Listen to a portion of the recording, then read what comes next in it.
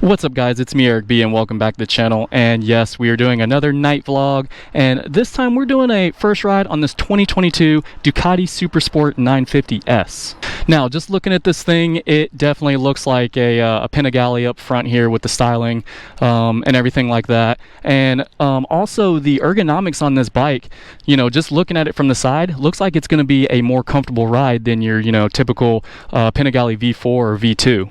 Now, if you guys can see it and you're wondering what this like cheetah print stuff is all on the side here, this is my friend's bike. So she put some little stickers and stuff all over it, and it's pretty cool. It has like a nice little reflective look and everything on it at nighttime when the lights shine on it. And definitely shout out to Ducati Rex for allowing me to do a first ride on this bad boy. But yeah, just doing a little walk around here. She's still pretty much stock for the most part. And the exhaust, actually for being a stock exhaust, sounds pretty good. On the downshifts and everything, has a nice pop and everything to it.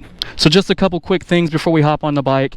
The windscreen on this bike is actually adjustable, so you can move it up and down like that if you choose to do so.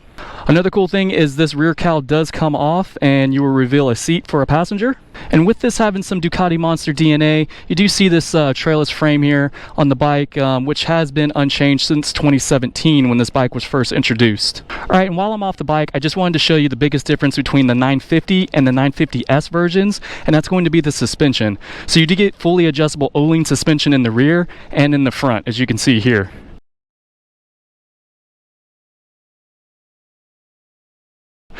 And that's about it, guys. So let's go on ahead, get this bad boy out on the road, see how she rides. And before we do, as always, let's cut to the B-roll.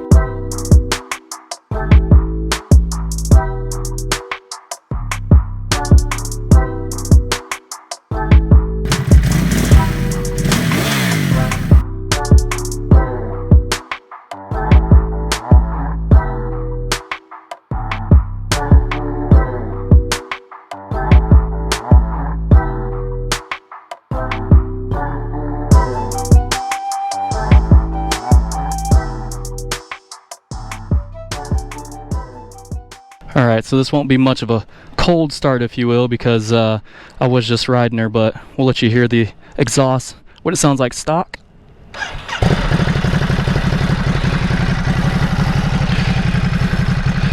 Sounds pretty good, actually.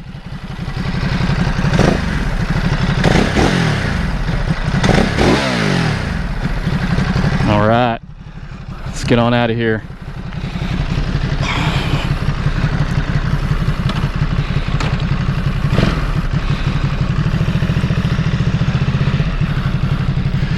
If I could figure out how to get out of here. Alright guys, so the Ducati Supersport 950S, man, this thing is pretty nice. I've only been on a couple of Ducatis, so I've ridden the Panigale V4, and I've also been on the Ducati 848 Evo.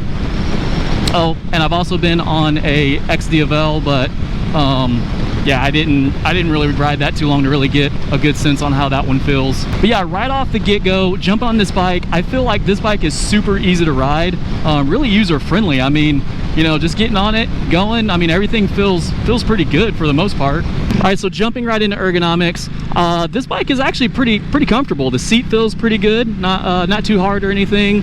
And if you're not looking for something as aggressive as the V4 or the V2, I think this might be the bike for you. It's really like a cross between a V2 and a Monster. It still has a nice sporty feel to it, but it's not overly aggressive. Also, this bike feels very light. Dry weight on this thing is about 405 pounds.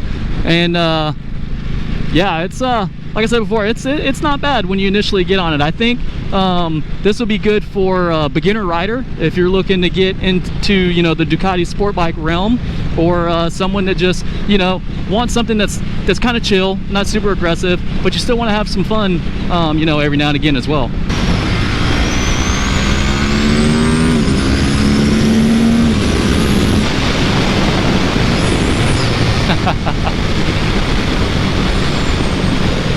Nice. So with that said, the power on this bad boy has about 110 horsepower and 69 pound-feet of torque. which I think is plenty for the street. As far as the torque goes, horsepower, you know, some people look at the numbers, even something like the Aprilia RS660 that only has 100 horsepower. People look at that and they're like, oh, you know, it doesn't have enough power. I think this thing has plenty of power. And I must say, she will get up and move. Another cool feature is this thing does come with a quick shifter with auto blipper. I think that's pretty awesome. All right, and as I mentioned earlier, this does have a adjustable windscreen on here.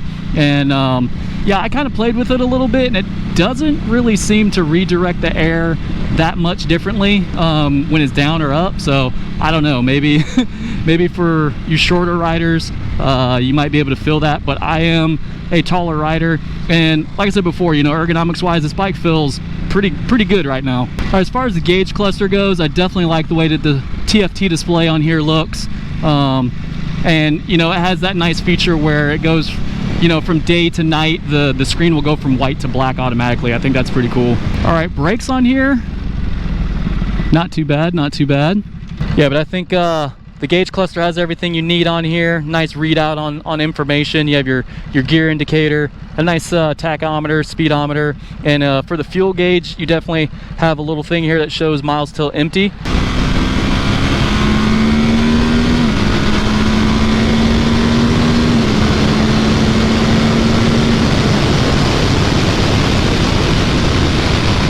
Oh yeah, she'll definitely get up and move. Yeah, you can definitely still have fun with this bike. So just because it doesn't have 200 horsepower or anything like that, that's not what this bike is built for. It's built to be sporty. You can have fun with it, you know, still hit some twisty roads and things like that, but be comfortable at the same time. The mirrors on here actually seem pretty sturdy compared to something like the V4 or something like that, where the mirrors are pretty much just an afterthought, because I mean, that thing is literally a track bike, and they just stuck some mirrors on it just for safety purposes for the road. But these don't vibrate a ton or anything like that. The suspension on here so far feels really good, soaks up the bumps pretty good. And with it being fully adjustable O-lean suspension, I think you definitely have that ability to tune this thing to your likings, and even take this thing to the track, you know what I'm saying, and have a little bit of fun with it. And you do get some electronics with this bike. Correct me if I'm wrong, I think this does have cornering ABS, could be wrong, in addition to the standard ABS, and you do get power modes and things like that. Those downshifts are not too bad. I will say, man, for a stock exhaust, this actually sounds pretty good. I don't know, what do you guys think? I just don't know how well it's coming across on the GoPro. Of course, it's always going to sound a little bit different.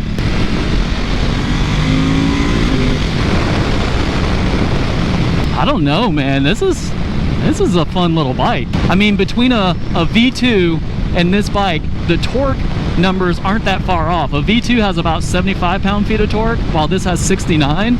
So I mean, I don't know. The only difference is, you know, a V2 has about 155 horsepower, while this only has 110. Oh, the hot sign on Krispy Kreme is on. I need to go get a dozen donuts and freaking scarf them all down right now.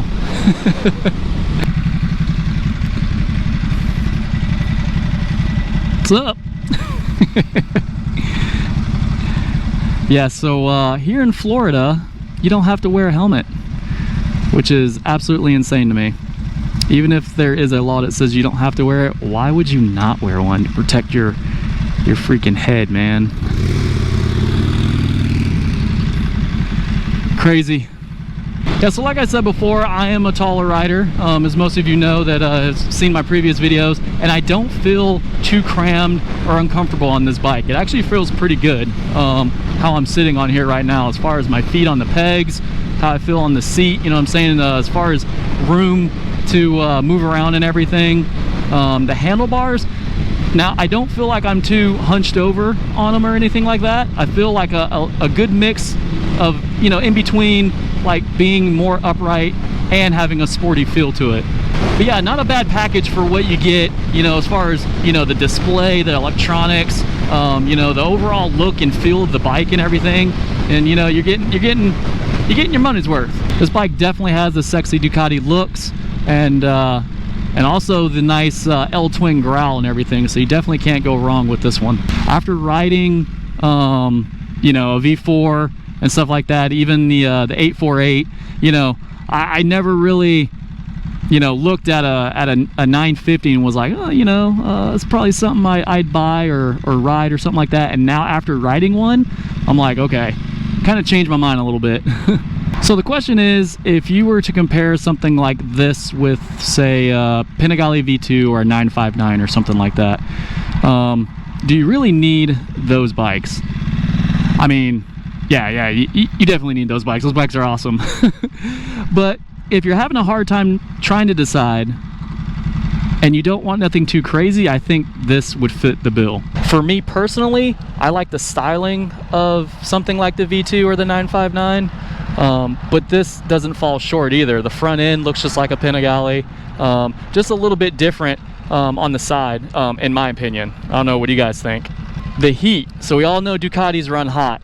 It is about 70 degrees outside right now here in Florida. And the heat hasn't been too bad on this bike. I feel it a little bit on my thighs sitting here in traffic right now, but I bet if it was summertime, it might be a different story. But so far, not too bad. Even the stock exhaust has a nice crackle and pop to it, like it doesn't have a cat and a nice can on it. It's a pretty sick looking Bronco.